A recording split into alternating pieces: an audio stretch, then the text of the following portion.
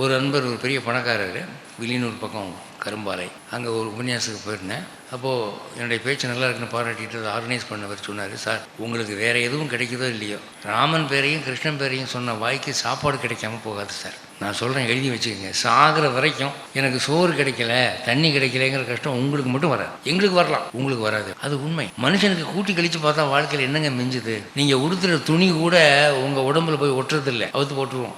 சாப்பிட்ற சாப்பாடு தான் உடம்போடு உடம்பாக ரத்தமாக மாறுது இல்லையா? நீங்கள் கண்ட சுகம் அது ஒன்று தான். இந்த நாக்கு எவ்வளோ நீளம் இருக்குது?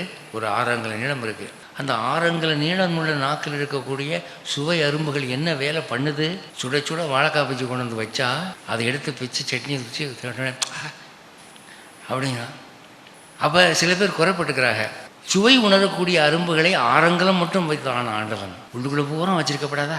மறுநாள் வெளியே வர்ற வரைக்கும் அந்த டேஸ்ட் நமக்கு இருந்துக்கிட்டே இருந்தால் எப்படி இருக்கும்? 6 அங்குல நாக்கு இருக்கும்போதே அவன் போஜன பிரியனாகி அலைகிறான், தின்னி மாடாக அலைகிறான்.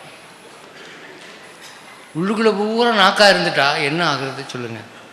ஆதலாலே அந்த ஒரு 6 அங்குல நாக்கு அனுபவிக்கக்கூடிய இன்பம் இருக்கே, அலாதி அலாதி. சில பேர் காரை எடுத்துக்கிட்டு இங்கேருந்து 10 கிலோமீட்டர் போய் ஒரு காப்பி குடிச்சிட்டு வருவாங்க.